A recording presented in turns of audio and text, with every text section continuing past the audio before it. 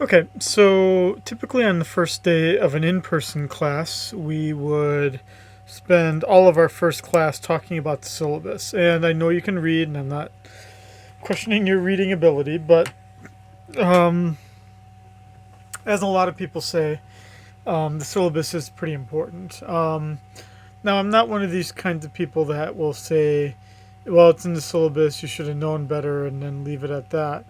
Um, but I think what it does is by having a syllabus, it ensures that we all um, more or less operate on the same page. So let's just walk through it. So this is section 4 of ECON131, Principles of Macro. I'm well aware that most of you are required to take this course, so I don't think I have any misnomers. I know some of you really are genuinely interested in learning about economics for economics sake and are taking this as an elective. I don't doubt that there are some of you, but I'm well aware that most of you are taking this because it's required, and more specifically because you are pre-business. Totally fine with it. And I say that because what I then try to do is I try to gauge some of the material and steer some of the material towards business applications. But you shouldn't think that that's the only type of application that exists. My name. Uh, Last name is pronounced Scheiding, so like someone being shy and the sound of a bell, ding, Scheiding. Um, I am primarily on the West Oahu campus. I'm an associate professor of economics there. But um, most semesters, I also teach a single course or two at the Manoa campus. So that would be this course. This is a 3 credit course. This is an online course. I have taught this course 16 years, so I'm well aware of how to teach this course. So there shouldn't be too many problems with how to teach it. Now, let's talk about my availability. Um, I don't anticipate leaving the islands at all this semester. Easiest way to contact me is by email, although you can call me, and then usually a voicemail gets transcribed for me and sent to my email. It's just probably easier just to email me. Um, I, generally speaking, especially if it's on a weekday, I will reply promptly. And if I don't, just email me again. Sometimes either I don't get the urgency of the email or you just sent it at the time where, like, right when I was about to leave off my law office, and then all of a sudden 12 hours have passed before I get to my office again, and you really needed an answer before then. Dude, just email me again. Sending it to me a second time is usually enough for me to say, oh, I gotta really get on this. And that's totally fine. You're not going to annoy me at all. Um, the only reason why you would not get a reply back from me is I missed it. I didn't see it. It either got sent to junk, it got sent to spam, or I saw it and I completely escaped my mind. I will not read it, think it's important, and then not reply, or read it and then say that I only check my email once a week. Dude, I'm on my email all the time, every day. My wife would tell you that. So, um, I'm not saying you have to be proactive here, but you should push and prod me if I'm not emailing you back in the time that you need. It's important to me. And replying promptly to you, I try to take the initiative and do that promptly on my own, but sometimes, given even the size of our class, it may not always be possible, so just email me again. Now, the only hiccup that we are going to have this semester is that my wife is pregnant and is due in the middle of April. So, I'll kind of be sort of offline for at least a few days. Now, it's not my first kid or anything like that. It's my third, and I'm kind of old hat at this, so it's not like I'm going to shut down completely and say, talk to me in the spring, suckers, right? I mean, you know, I will be present. It's just that I'm sure my wife will need me a little bit more the day the baby's being born and probably the day after. But then you are back to being all mine again.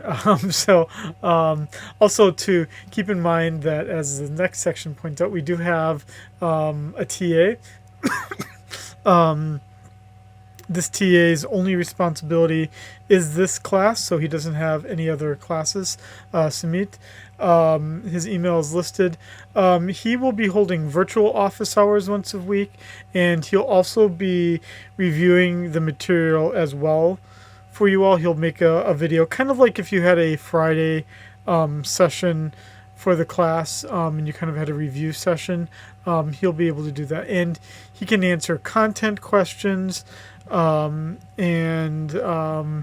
you're not getting that responsiveness from me, you're more than welcome to email him as well.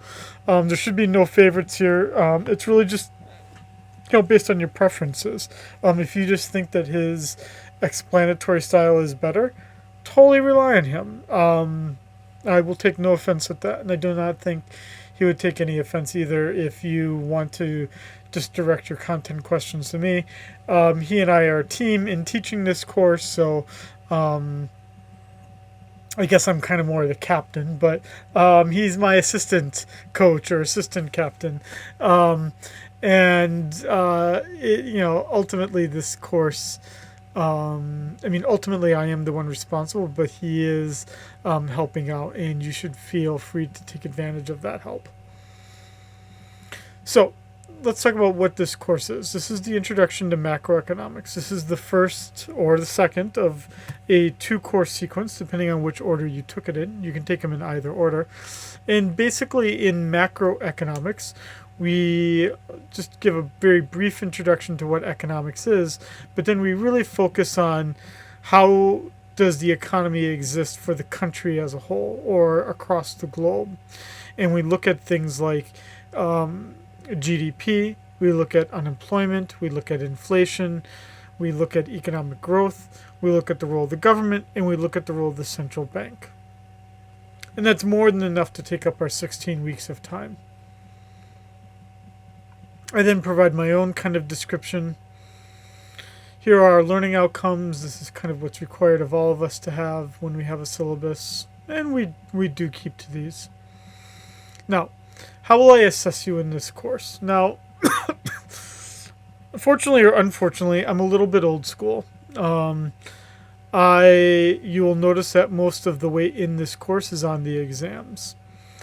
Some new age professors or new age people like to make lots of little assignments that all count worth a very little. I believe differently. Now, when you're hearing this video, we're still in the drop date. So if you disagree with me, it would be a perfect time to get into a different section if you disagree that much.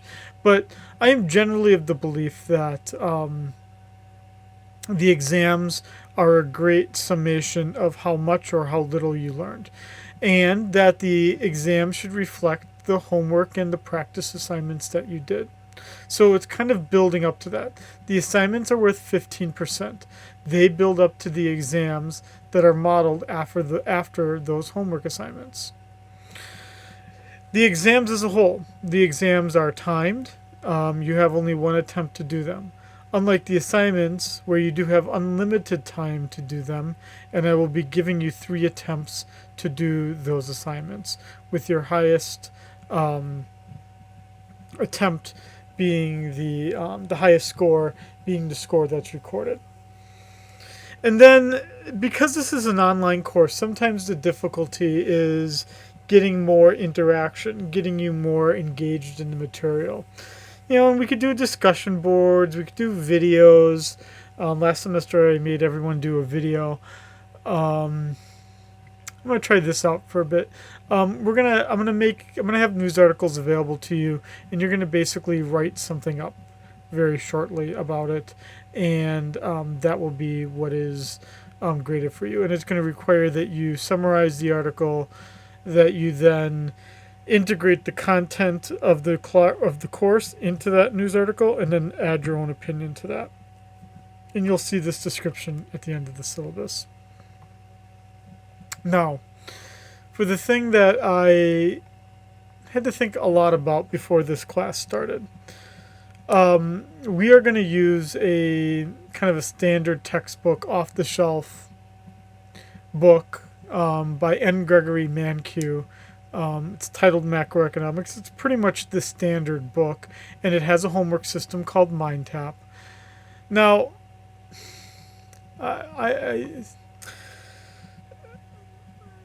the textbook business is a very complicated business, and it's all obviously most of it's all about getting your money into their pockets, and that's no different with this book. Even as late as last semester, I used a completely free textbook. But the problem with a free textbook is that there's not as much resources for you to learn the material and for the course to just run well. The exams are clunky. The homework assignments are clunky. Everything just doesn't look as good as it should. So we're going to try to use a fancy book. And so I'm well aware that this book is expensive. It's about $120. Unfortunately, there's really no way around it. What I can say is this, is that if you have any other course that requires a Cengage book, this $120 subscription will work for all of your Cengage books. It's called Cengage Unlimited. The bookstore has some access cards, but you can also buy it online, the access. You get a 1 week free trial, so you get to kind of test out whether you're going to stay in the course or not and whether you like it. But you do need to have both the textbook and the MindTap homework system, meaning you won't be able just to rent the book because then you wouldn't have the access to the MindTap homework system. We will be using these materials exclusively, meaning you will get your money's worth. I'm well aware that this is a pretty expensive book when you consider the overall cost of the course, but all I can say is that it's not something where I'm assigning it and then we'll just talk about it for a week. You're going to use this exclusively, and if your other professor is using a Cengage book, you can use this for all of your Cengage books. So let's talk about how you will get access to this. You can order from the bookstore the access card, and the access card again will be about $120. Or alternatively, what you can do is you can click on this link in the syllabus, and after you click on that link in the syllabus, it will ask you how you want to do it. You know what? There's nothing wrong with just doing the free trial.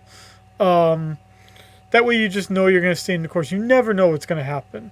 But if you are totally knowing you're going to stay in this and you're all good to go, then just do it online. You know, bookstore, I'm not sure what their return policy is, so you'd have to kind of test out where that is. But the free trial, I think, is a pretty easy thing to do, because then you can start the course, you can start the materials, make sure you're going to stay in the course, and then it saves all your stuff. So even if you forget to pay for it, then you just have to go in, pay for it, and you get all your stuff back. Okay. Apparently there's even like an app on your phone where you can do this. But anyway, any standard computer should be able to use this, and this will be how you use it. I'm going to be making a separate video about this, so this is just outlining for you how to get access to what you need. Again, we'll use MindTap for almost everything: textbook readings, homework assignments, and exams. On La Lima, I'll be posting my own lectures that I'm making.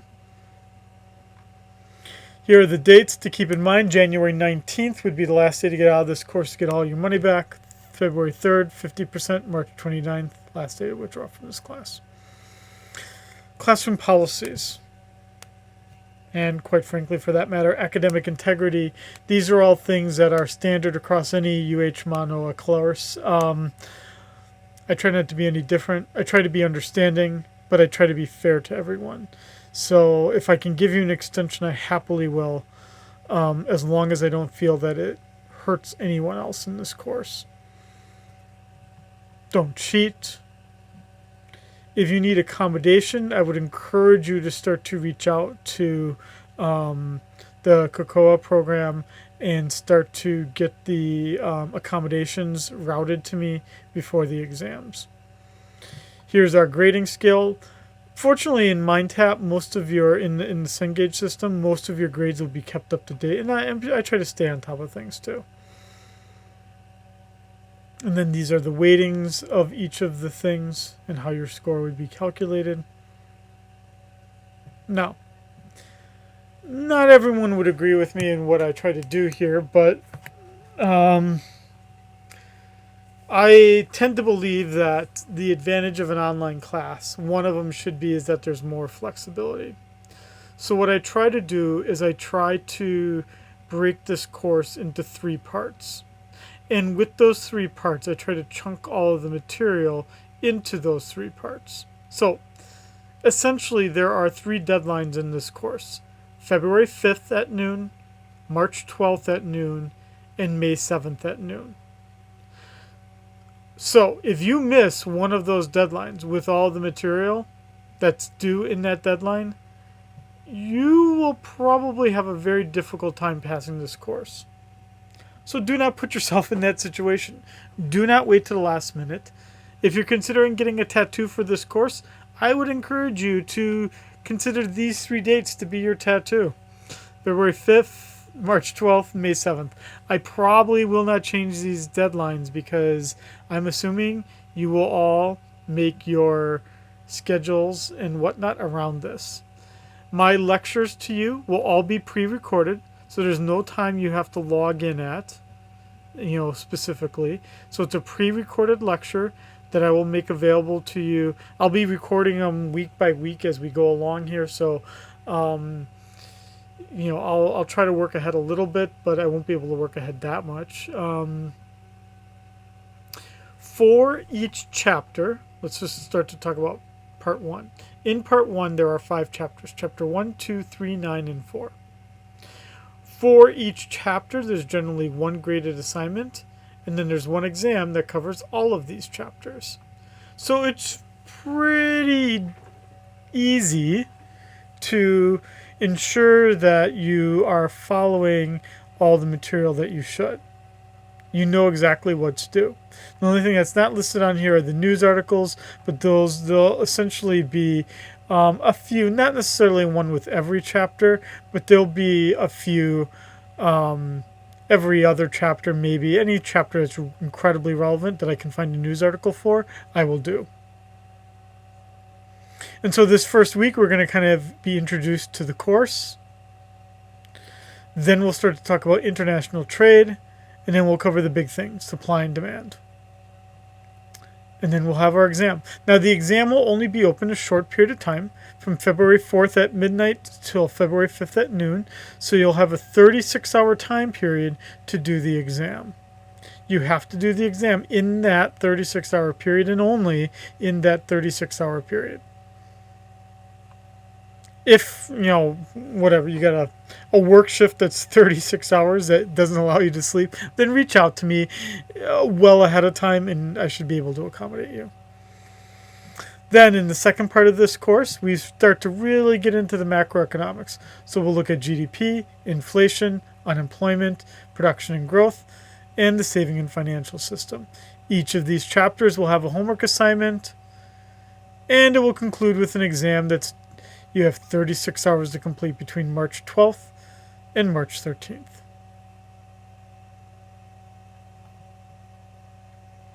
And then we finish it up by talking about the monetary system and the fiscal system.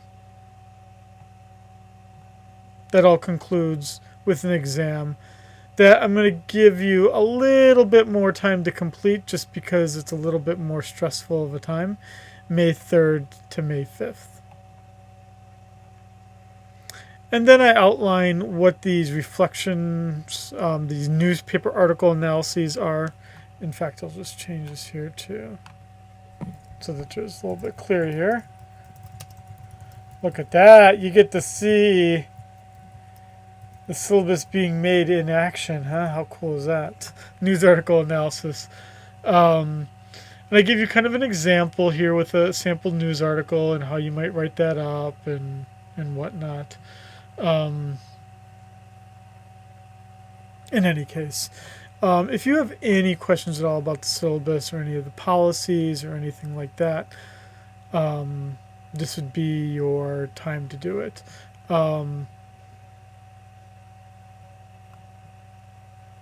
Yeah. Okay. So